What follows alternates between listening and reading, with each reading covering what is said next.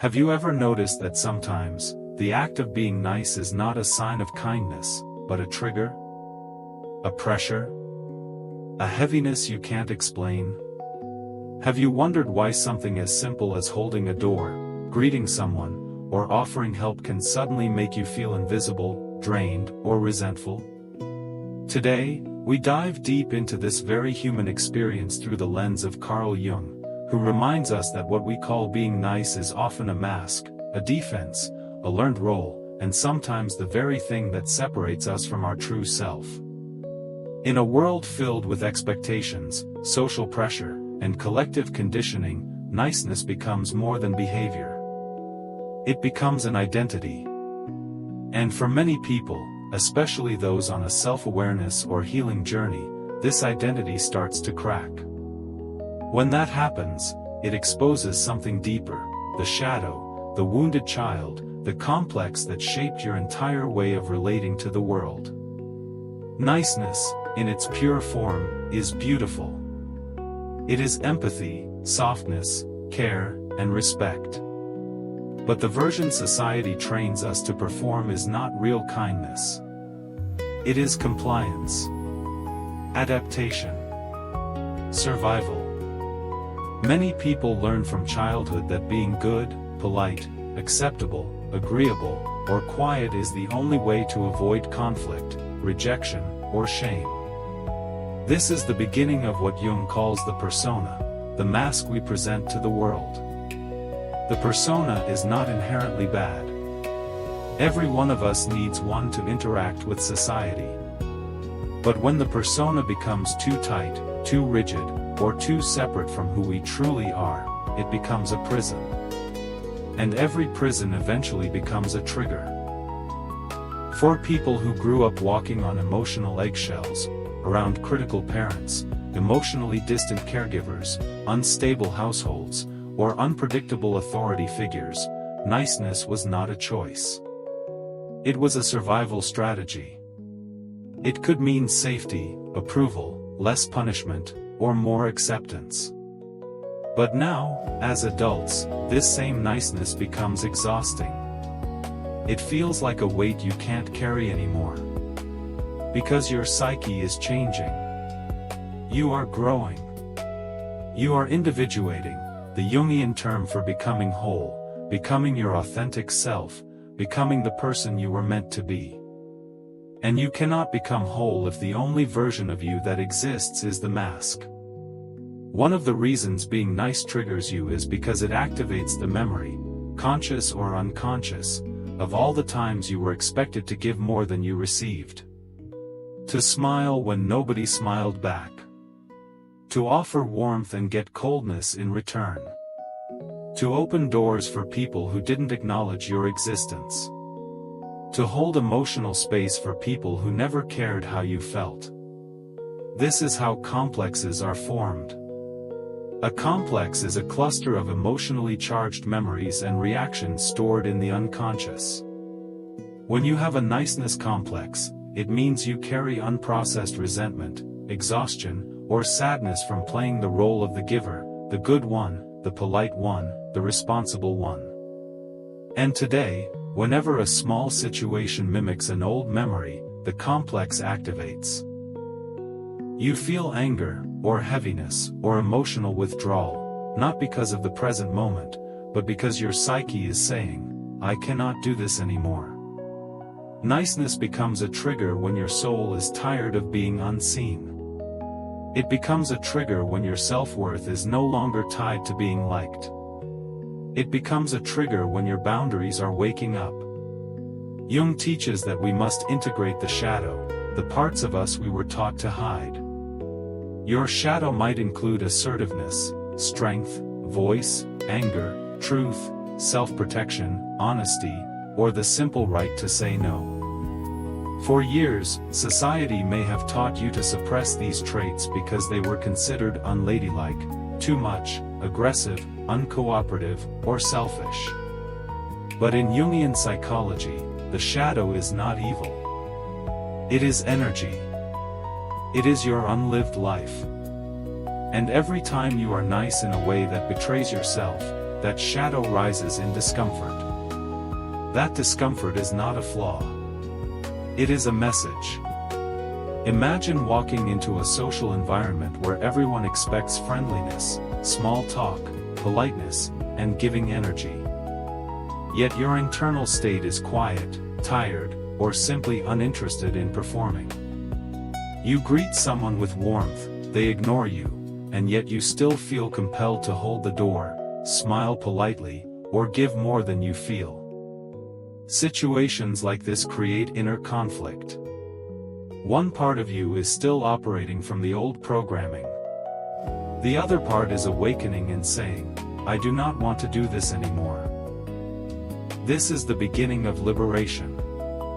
It is uncomfortable and confusing. You might wonder why things bother you now when you tolerated them for years. The answer is that your consciousness is growing. Jung says that when the self, the deepest part of you, starts to awaken, the old identity can no longer hold. And when you step into environments where your old persona was once required, you feel the friction between who you used to be and who you are becoming. Here is your engagement moment. Write in the comments, do you feel like being nice has become draining? Do you feel like the old ways of relating no longer fit? Your words may help someone else feel less alone. Many people who struggle with niceness as a trigger carry something Jung called the mother complex.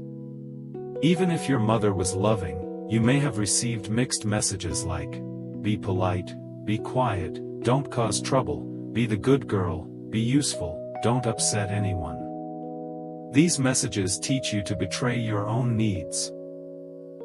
So now, as an adult, situations that require forced politeness activate that old wound. The wound that says you must earn love. The wound that says your worth depends on being agreeable. Another root is emotional neglect. Growing up with emotionally unavailable caregivers teaches you that your feelings do not matter. So you learn to prioritize the feelings of others. This becomes automatic. But now, during individuation, the pattern feels suffocating. You begin realizing that your needs matter, your emotions matter, and your boundaries matter. And when society expects the mask again, you feel the tension between your new truth and your old programming. Let's also look at collective influence.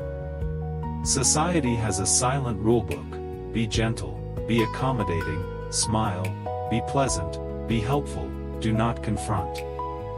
Jung would say these collective expectations are archetypal, ancient patterns passed through culture and family. But when the collective expectation conflicts with your true self, it creates stress. Today many people are awakening, breaking generational patterns, and refusing to carry outdated roles. That's why so many feel this shift. I don't want to be nice anymore if nice means self-betrayal. When niceness becomes exhausting, it is a sign that yourself is asking for authenticity. Kindness from the heart instead of conditioning. Boundaries instead of compliance. Presence instead of performance. You no longer want to give to people who do not see you. You no longer want to adjust yourself for environments that drain you. This is not coldness. This is awakening. Another Jungian layer is projection. You may project the expectation of niceness onto yourself because others projected it onto you for years. You may believe people need you to always be polite, available, helpful, and warm. But much of that expectation was never real. It was a psychological echo. A habit. A learned identity. And when you stop feeding it, the illusion dissolves. Here's another engagement moment.